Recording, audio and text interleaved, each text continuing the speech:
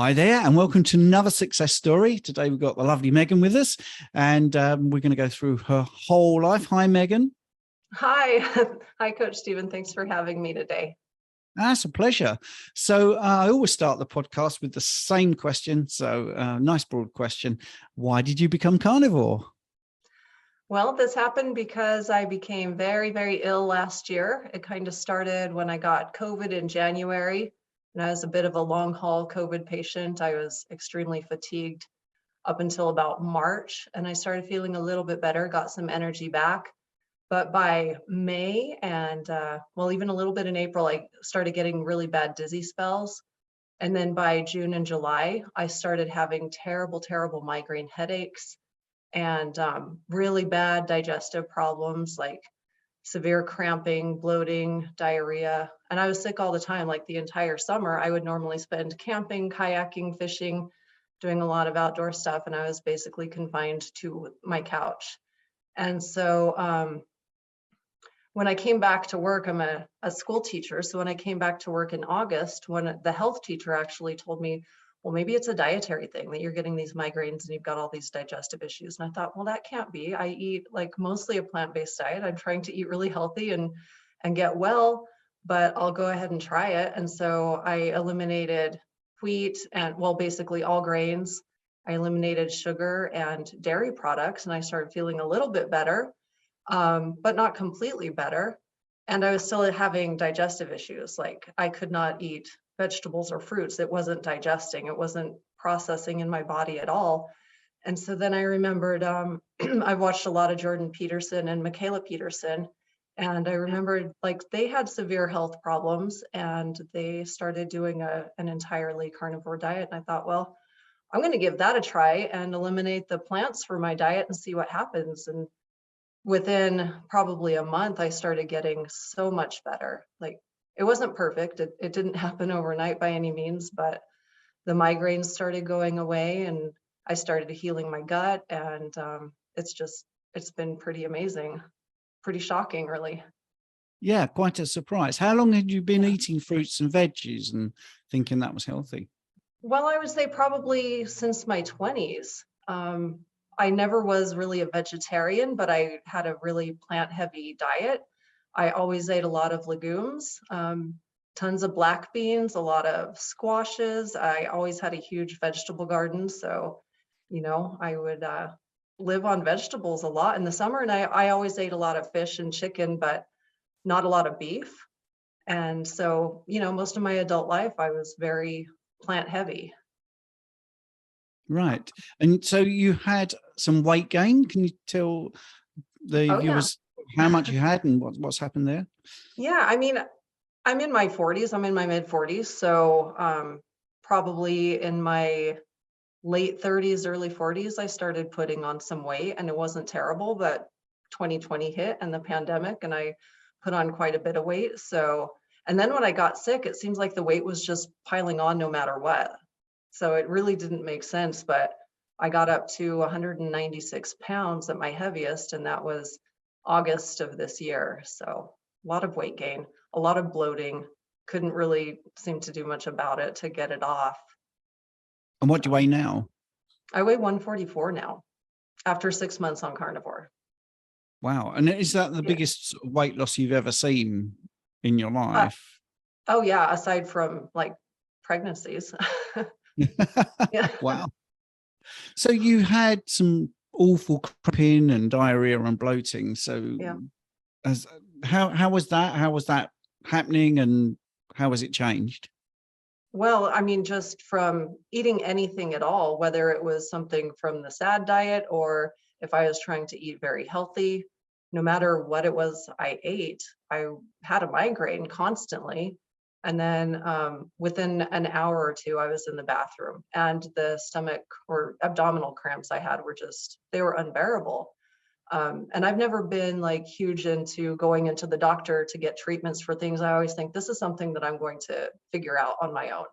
Like there's something going on and I need to figure it out. I don't want to go to the doctor because they're going to put me on some kind of medicine.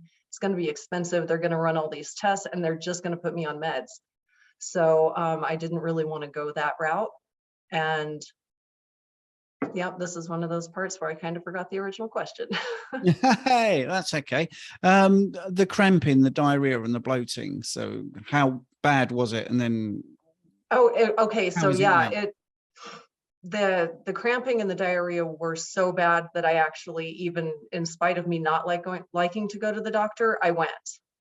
And that's just really not like me. I thought I've got to do something because it had gone on for 2 solid months and it was scary. I thought I actually felt like I might be dying. Like there's something so badly wrong with me.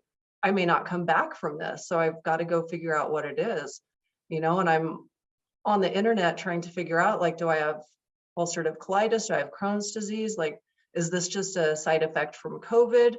I don't know what's going on. Maybe they can help me. And they weren't really able to, but I got a lot of bills.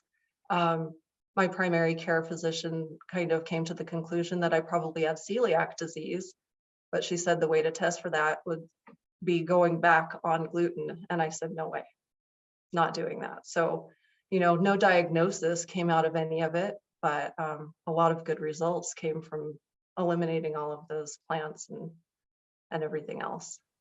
So it was that bad. You went against your principles of not going to the doctor. Basically, it Yeah. was. Yeah, You realised it was pretty absolutely. serious. Yeah. So, Yeah. how long did that take to resolve? Was it pretty quick? I mean, I started feeling better probably within a couple of weeks. Like I said, it wasn't overnight because I think that my gut had so much damage to it. Um, so getting rid of sugar, grains, and dairy gave me, some improvements, like for sure. But then I was still having diarrhea and the vegetables were just like killing my gut. And I thought, well, if I can't digest vegetables and fruits, I just need to stop eating them. Like there's something really, really wrong with my stomach. So probably, I would say probably a month and a half of just eating meat, I felt like total turnaround. But it Mm. wasn't easy to get to that point. And I think you mentioned you even had blood in your stool, and I did, yeah. And I went to the emergency room for that, and they weren't helpful either. It was just like they wanted me to go see a gastroenterologist and get a colonoscopy, and I already had enough medical bills. I thought, no, I'm gonna try the carnivore thing and see if that helps, and it's helped completely, like 100%. what was your feelings diving in? Did you have a lot of intrepidation about it, or was you pretty confident because you No, seemed you even? How was it? no, I didn't have any fears about any of it. I knew that I always felt better if I ate meat, and being plant-based, like largely plant-based for so many years and not seeing any results from it, and watching Michaela Peterson had a lot to do with it as well. And then probably by then I started watching Dr. Ken Berry, and then I found Bella, and I thought, man, there are so many people whose lives have completely done a 180 from doing this. I'm gonna just, and I felt like I didn't have a choice at that point. Like if I could eat a steak or eat some burger and feel fine and not get a headache and I wouldn't have diarrhea from it or cramping, then it would just make complete sense to go this route. And also you had dizziness, I believe, and headaches, those sort of things. Yeah. Yeah, the migraines, the dizziness, that started really in May of last year. Um, like dizziness and I've never like had dizzy spells, and I didn't know what was causing it. I'm still not sure what was causing that, but I would go out to do something if I was feeling well enough, and just standing in place talking to a group of people, after 5 or 10 minutes I would get so dizzy and nauseated that I'd say, I'm sorry, I just got to bow out. I can't do this fun thing that we planned on doing. Like, for example, one time we were going to go fly in an airplane, a little airplane, and I just had to bow out. And I had done it before, I'm not afraid of airplanes. I love it, but I just didn't have the energy and I felt so sick. So Yeah, it sounds horrible to go through so many different it's, conditions. I think one of the things I need to say, because people listening might say, oh, well, it was just COVID and she's got over COVID.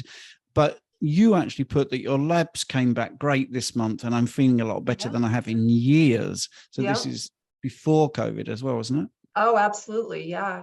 Prior to COVID, well, I mean, I'll be really frank. I've had a lot of depression my entire life. I broke my back when I was 9 years old. And so I've always had back aches, back pains, easily slip a disc.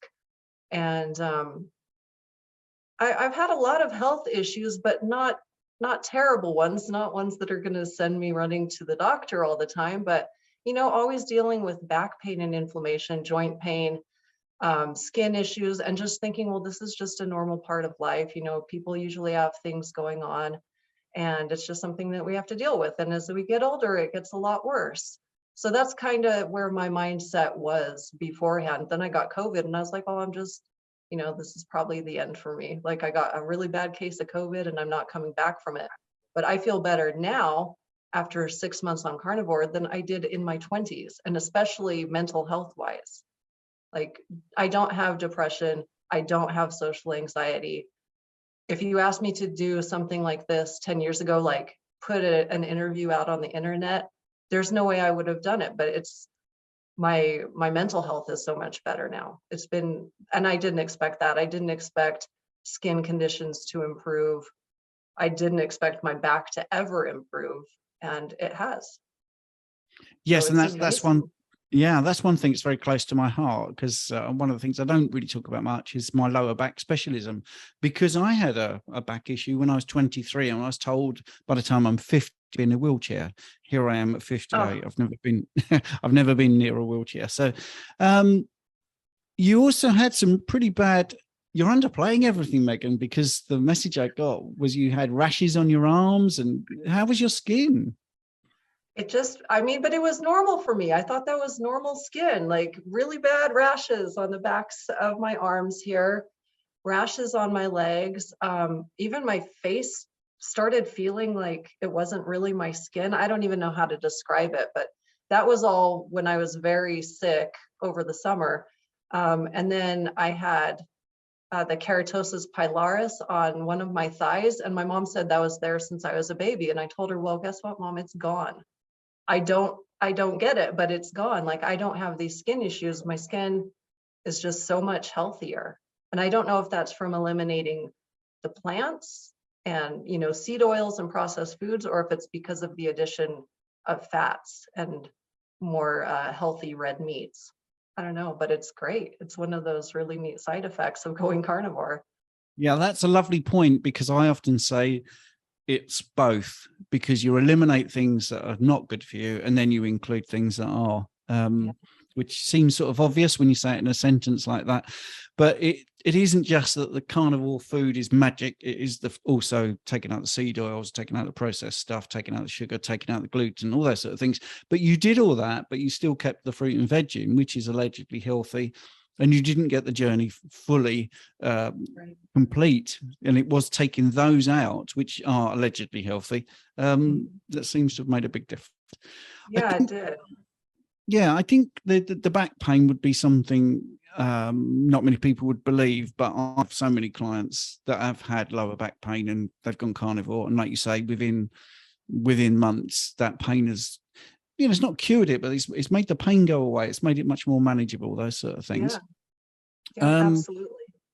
I mean, the mental health thing, I mean, is that something that you was not expecting any changes in? Because that tends to be physical, doesn't it? Yeah, no, I wasn't expecting any changes in my mental health, and not at all. It was just like you start waking up and feeling good.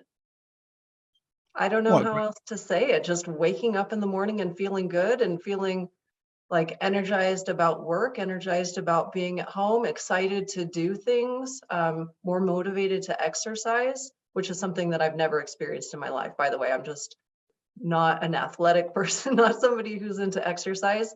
And yesterday I went to my first Pilates class on my own. That's something I never would have done. And I consider that so much part of my mental health, as well as physical health. It's like, wow, this isn't something that I would ever have put myself in a position to do. Go join a class with other people, a beginner, not knowing how to do this. And I'm just like happy to do it, like excited to do things. So major mental health improvements. So really, it sounds like life-changing, actually, to you. 100%. Yeah. 100%. That's brilliant. Yeah. Yeah. So I suppose we need to do some practical things, because people always message and say, yes, but what are you doing? Is she doing 1 meal a day, 2 meals a day? So what is your eating looking like? It's kind of all over the place. I really just try to eat when I'm hungry, and I got brisket, and I got a grinder for Christmas, and so I ground up a really fatty brisket, put it in the freezer, and I'll take out a pound and maybe eat a pound of ground brisket. Maybe I'll do a ribeye, but I wouldn't do both of those things on one day. I just can't eat that much. I actually started drinking the fatty lattes. I saw one of your short videos to make the fatty lattes for the past 2 days. I've been having that for breakfast. So that's like 2 egg yolks and some butter and hot water and vanilla. They're delicious. But there's not really a set kind of way of eating for me. Sometimes, I'll come to work and I'll just have a cup of tea. I do still drink green tea. I gave up coffee, but 1 cup of organic green tea in the morning. And then I probably won't eat until I get home again at about 1 p.m. And then sometimes I'm just not ready to eat even then. So it'll be dinner time.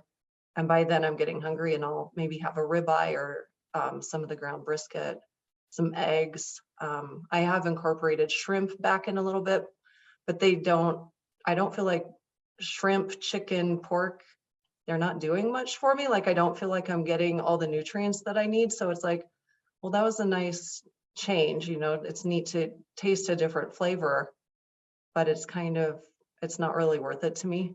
I'd rather just have the beef and the eggs. Absolutely. Yeah. I mean, that's, yeah, yes. I think you're talking about how satiated you feel, because I used to be the chicken guy, when I was in my 20s and 30s and I was doing my bodybuilding shows and all that. Chicken was my favorite. And now it's a bit disappointing, like you say, because compared to a ribeye, there's the feeling afterwards is very different, I think. Yeah. As an educator, obviously you got a lot of colleagues around you. So I wonder, how did they act, or do they not even know that this is what you've done? They know, because we do some potlucks at work and we go out for lunch sometimes. And so everybody knows what I'm doing. And I have some support and some, I think, pity is what I would say, that, oh, I'm sorry, that must be so hard. And I'm like, no, like, I feel amazing. It's, we'll go out and they try to work around, like, well, what can Meghan eat? Like, don't do that. I can don't choose a vegetarian restaurant and I'll be fine. Or I don't even need to eat. I can just spend time with you guys. But I have had some coworkers who are just like, this is really bad. This is a very bad health decision. You need fiber. You need vitamins. You're not getting vitamins from the way that you're eating. I think you need to go to the doctor. And I'm like, just stop, please. Have you seen me look and feel this good in all the time you've known me? No. So, I'm doing what's best for me. You do what's best for you. Yes. But yeah. Most of it is just like, I don't know, they kind of look at me like, oh, I'm so sorry, you can't eat these donuts we brought in. And I'm like, I don't want them. It's okay. I have no desire to eat a donut. Yes. And most people are not well informed, sorry, well-meaning, maybe a little bit misinformed. I don't think there's any malicious remarks there. No, not at all. They don't get it at all. And I think one of the things I find surprising is what you just said. You are a good example of health. You've made a difference. So I'm waiting for time when maybe one or two will come to you and say, this crazy, weird thing you're doing, I might try it. Can you give me some tips? And I think that what you just said, you're quite early into it. Longer serving carnivores, for want of a better phrase, do get a lot of that. They get people coming up and saying, okay, I'm convinced, you look really great, you're losing the weight, you've got more energy, I'm going to give it a try. And I think that is, you're early into this journey. The other thing I suppose I really should ask about, you are a 45-year-old mother of 3. You've got a 25-year-old, 21-year-old and a 9-year-old. So what do they think about what mum's up to? Well, My youngest son has a little bit of experience with carnivore diet. Not that he's done it so much, but his dad has at one point, and a lot of his dad's friends. And when they were doing that, I thought, well, that's fun, but I don't know that I need to do anything like that. But I did see his dad lose a lot of weight. So my youngest is already familiar with it. He thinks it's kind of strange that I eat butter so much, but he'll occasionally just have a little pat of butter. My older kids probably lean more towards a plant-based diet, but they've seen the results for me and they're just happy for me. They're very supportive. They're like, Yes. it's different, but go for it. It's making you feel better. So Yeah, and that live and let live attitude, I think, is fantastic, because yeah, if you're seeing someone thriving, then that's great. And you said about the exercise, that's also great. You are back to doing Pilates, or starting up Pilates, so that's really good. Have you got any tips for anyone that's thinking about this but is a little bit tentative? yeah. I would say take it slowly.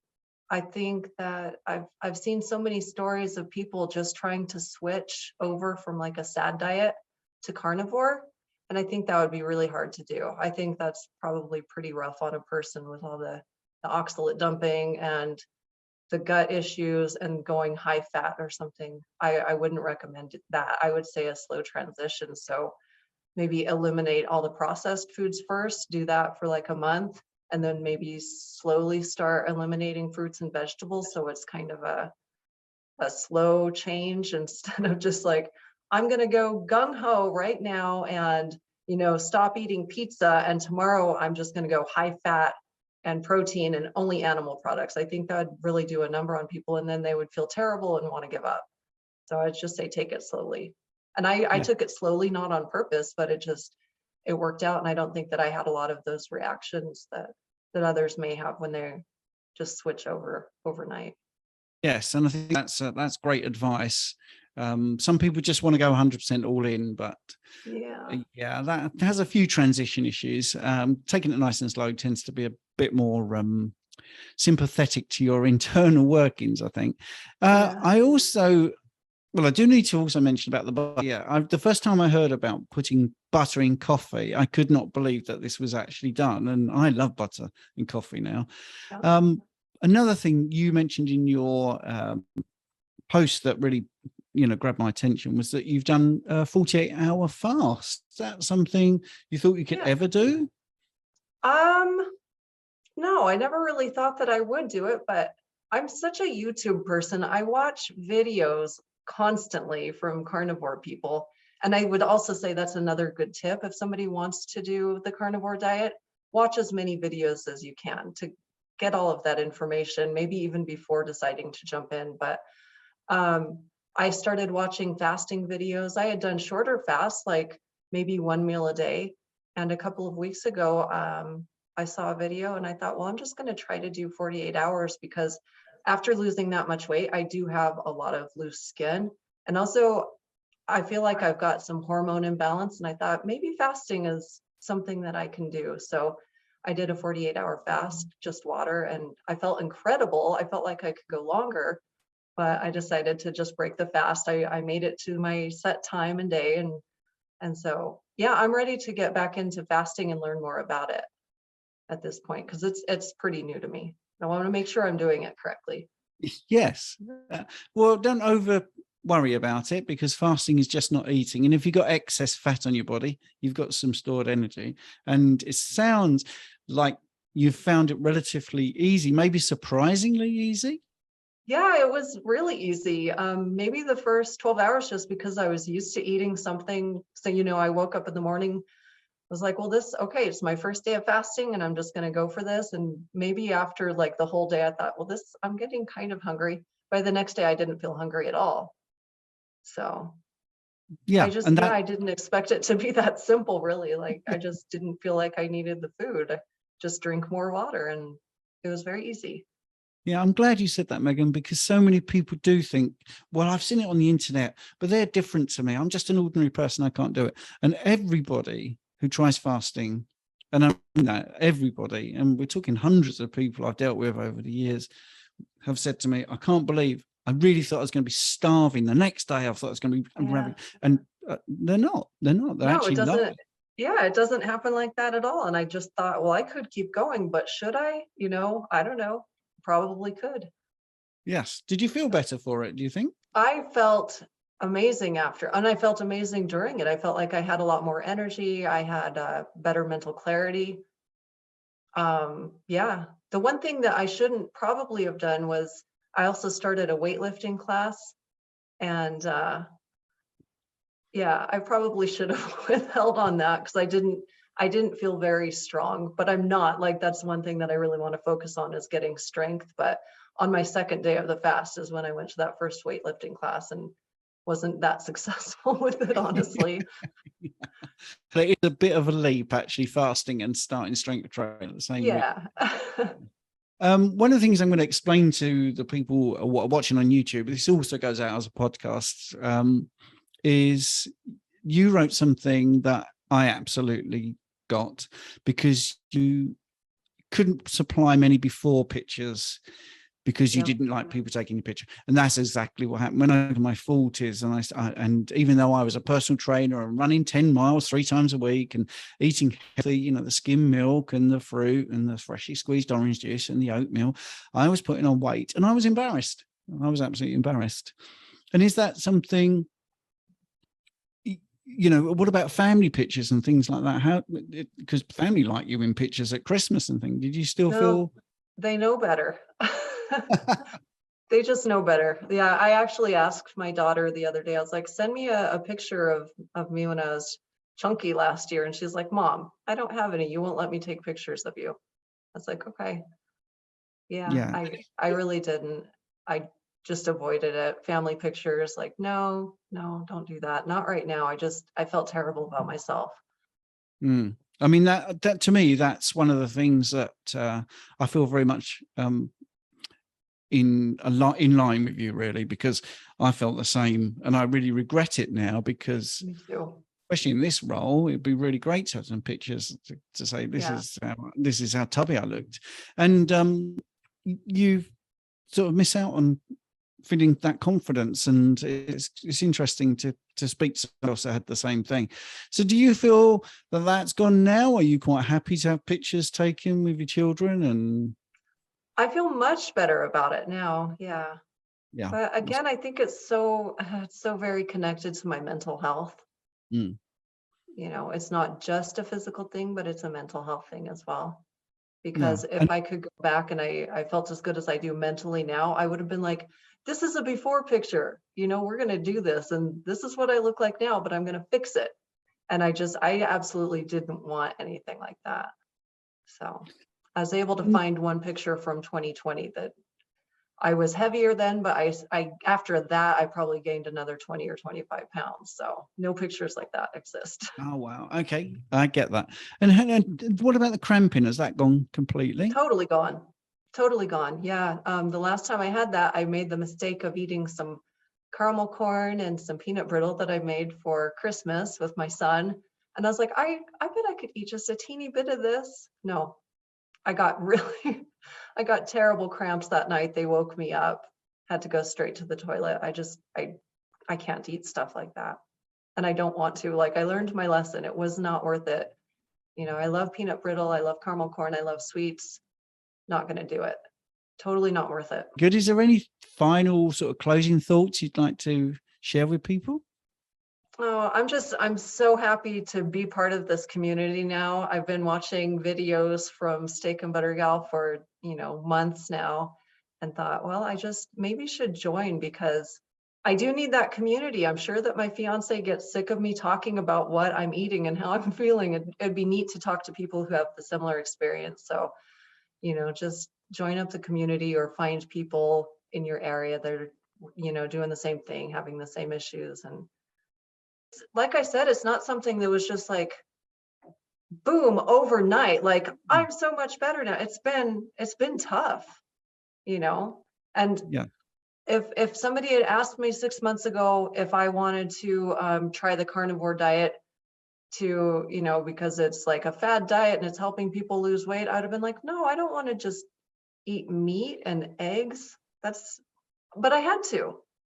And like the benefits of it are would have changed my mind about it. And I do hope that it helps some other people, because there have been actually 2 people at my workplace so far that have come to me and been like, I've got really, really bad gut issues, and I'm thinking of going off gluten, or, do you have any recipes or any suggestions, because you just seem so much better. And I'm like, yeah, take it easy. Go slowly, eliminate processed foods and see how you feel. I don't want to be the person that tells everybody that vegetables are poisonous, even though I personally feel like for me, they are poison. Like I can't have that stuff. And I tell my kids that. I'm like, you guys are eating poison stuff, but they know I'm, kind of messing with them. It's just such a huge shift in my way of thinking, where I always felt like I should be, mostly vegetarian if I can. I should be doing that. It's going to be the healthiest way, because that's what's drilled into us. Stay away from saturated fats, stay away from animal products. It's just not, it was not true for me at all. It was completely backwards for me. So yeah, that's really, I hadn't recording. Can I keep that bit as well that you just yeah, said? Yeah, because absolutely. Anything that I say, nice. I feel a little bit more relaxed now. I was thinking that it wasn't recording, so I relaxed a little bit.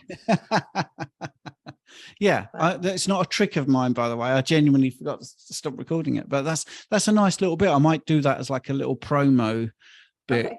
To say, Meghan, who's a member of the community, here's a little snippet from what's coming up. I forgot to say one other thing. I don't know. It's like, it's one of these like self-image things, but this is very weird. And it's only been something that I've realized in the last couple of weeks. I was diagnosed with very severe periodontal disease in my 30s. So this tooth, they were saying you're going to lose it. There's nothing that you can do. You've lost so much bone that we can't even do like a graft. You're just going to eventually lose that tooth. You're going to have to get a fake tooth in there. The last couple of weeks, and I think like it's insane, but I'm excited to go back to the dentist now because it's tightened up tremendously. And I'm like, I don't know if you've heard of anybody else having like mouth issues reversed, but it's tightened up. Like the bone is starting to fill in, and it's not nearly as loose anymore. So I'm like, I want to go to the dentist and get this x-rayed. But you've heard of stuff like that? Yes, absolutely. And my teeth were ruined. I was brought up on sadly, both of my parents died of cancer. My mum had colon cancer. She didn't eat meat, didn't eat fat. She was all sort of bran for breakfast and skim milk and all that. And she went very early in her life. And my teeth are ruined. Absolutely. I mean, I know I've got British teeth anyway. So I have like a wonky tooth and all this sort of stuff. And I've got a very good dentist actually who ended up being a client of mine, strangely. And we did, when I went to him, I moved house and went to this dentist, and they did the big x-ray and all this sort of stuff, and got the x-ray from the old dentist. And he said, well, you shouldn't get better. You shouldn't. You've got bone disease. This was before, doing low carb and all that.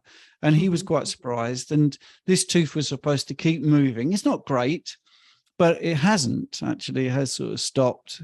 I'm not happy with my teeth, but that's 50 years of eating all the wrong things. Yeah, me too. But yeah, I've definitely heard of that. I've heard of so many things like, I'm doing it personally because there are things that I've got firsthand experience with. I wear hearing aids. I know the volume I need on my phone. I have an app and I can put the volume across, and I've had that many, many years. And I've had the same audiologist, same machine. And in the last 3 years, my hearing has improved. Wow. Empirical data. I mean, this is real things. And my eyes have improved. But then because I say this publicly, I do get a lot of messages saying, yeah, me too. This is really strange. And then I've done interviews. Yes, mouth issues have resolved. It is incredible. It is incredible. It is. I mean, I just thought, okay, am I reaching here? There's no way. Like this tooth was so loose.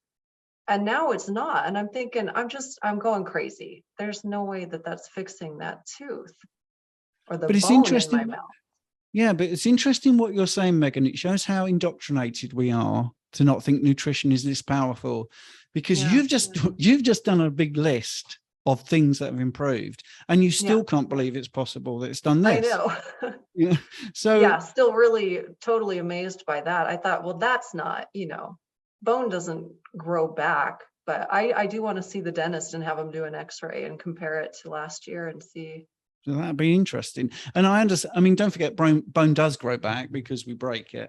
But I think the jawbone, because you haven't got that conflicting sort of tension, like your joints encourage joint bone growth, and also when you're doing like strength training, that compression, it's difficult to imagine that the jawbone would improve, but it is possible. I mean, don't forget the gums might have filled out. The pockets might be less around the teeth. I'm not a dental health expert, by the way, but obviously doing this job, we end up talking about that as well, and then physiology.